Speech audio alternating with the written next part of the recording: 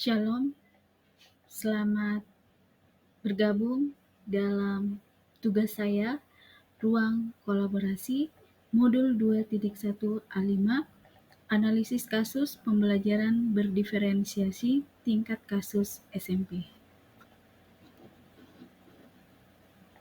Di mana kelompok saya ada Pak Jalil, Ibu Sri Rejeki, Pak Sumitra, Ibu Hotmaida, dan saya sendiri, Ibu Elizabeth, yang didampingi oleh fasilitator Ibu Joselina Akerina dan pengajar praktik Ibu Lindawati.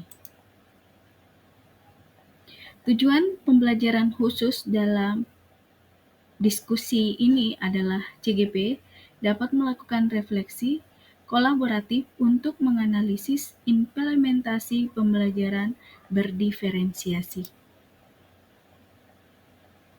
Di mana skenario untuk SMP ini yaitu Pak Dudidam, seorang guru SMP, ingin mengajarkan murid-muridnya materi tentang iklan. Tujuan dari pembelajarannya adalah murid-murid dapat menangkap makna secara kontekstual terkait fungsi sosial, struktur teks, dan unsur kebahasaan dari iklan tentang produk dan jasa. Pak Dudidam lalu membuat skenario pembelajaran sebagai berikut. Yang pertama adalah diskusi seluruh kelas di awal pembelajaran.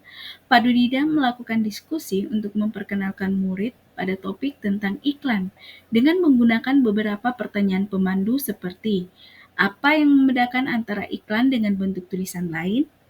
Iklan apa yang benar-benar menarik untuk kalian? Apakah dibutuhkan biaya untuk membuat sebuah iklan? Jenis pekerjaan apa yang tersedia dalam periklanan?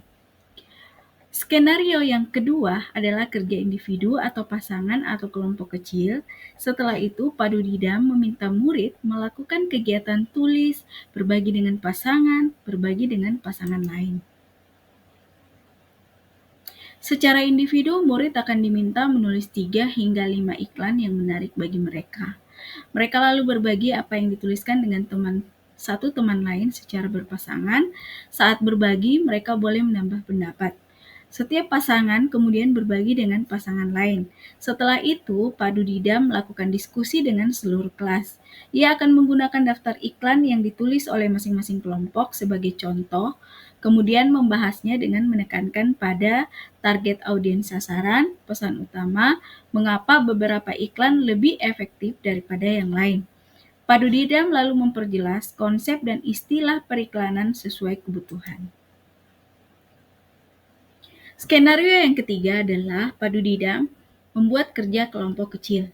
Murid akan diminta untuk membentuk kelompok yang terdiri dari 4-5 orang untuk mendiskusikan kelebihan dan kekurangan berbagai jenis iklan.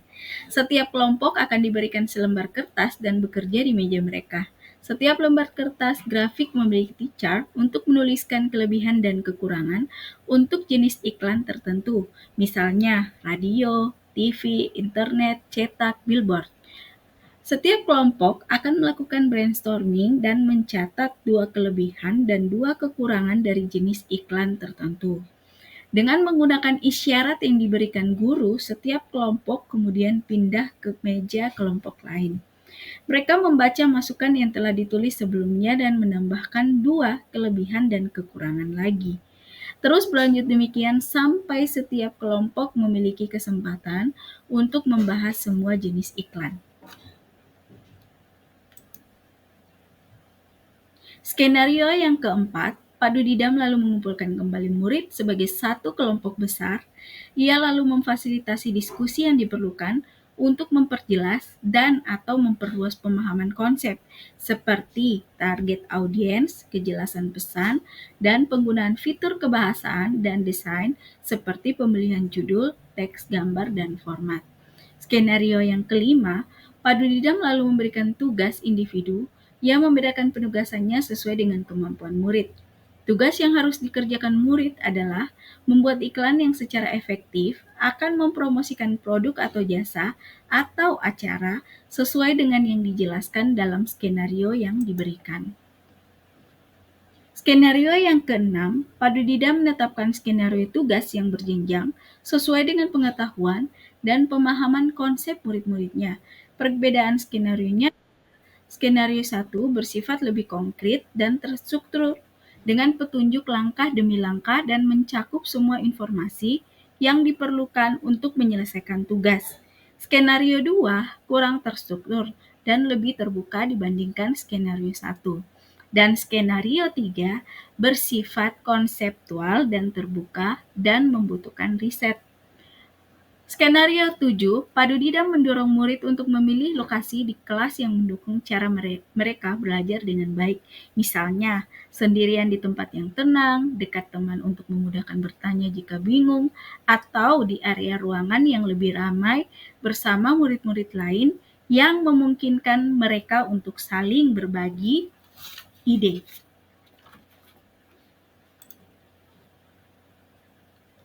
Pada diskusi kami kemarin, kami kelompok menganalisa skenario pembelajaran yang mengimplementasikan pembelajaran berdiferensiasi yang beragam dengan bantuan pertanyaan-pertanyaan pemandu berikut ini.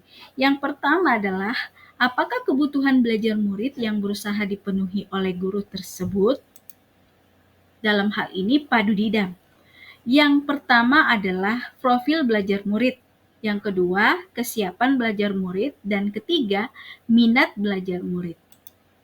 Pertanyaan kedua, bagaimana cara guru tersebut menentukan kebutuhan belajar muridnya? Menurut kami, cara Padudida menentukan kebutuhan belajar murid yang ada pada skenario yang pertama, mengidentifikasi pengetahuan kesiapan awal dengan memberikan pertanyaan pemandu di awal pembelajaran. Kedua, memberikan tugas yang berjenjang berdasarkan 3 skenario. 3. Memunculkan minat dengan cara memberikan tugas individu yang berbeda. 4. Padudida mendorong murid untuk memilih lokasi di kelas yang mendukung cara mereka belajar dengan baik. Dan kelima, memfasilitasi murid dengan sarana penyajian informasi terkait target audiens, kejelasan pesan, dan penggunaan fitur kebahasaan, dan lain-lain. Pertanyaan pemandu yang ketiga, strategi pembelajaran berdiferensi apa yang digunakan?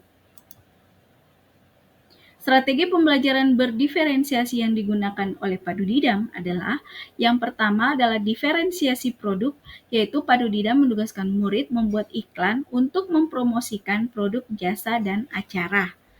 Diferensiasi proses. Kedua, diferensiasi proses, yaitu bagaimana peserta didik memaknai materi atau kelompok dengan menyediakan kegiatan berjenjang dan bisa juga dengan memberikan pertanyaan pemandu. Pertanyaan pemandu yang keempat adalah bagaimana guru tersebut melakukan penilaian. Padudida melakukan penilaian dengan 2 cara. Yang pertama adalah asesmen sebagai proses pembelajaran atau disebut asesmen as learning. Murid diberikan tugas yang harus dikerjakan yang bertujuan memberikan pengalaman belajar pada murid. Lalu yang kedua, asesmen untuk proses pembelajaran atau asesmen for learning melalui kegiatan individu berpasangan dan kelompok dan dilanjutkan diskusi serta umpan balik dari Padudidam, yaitu pada skenario 1, 2, 3, dan 4. Sekian dan terima kasih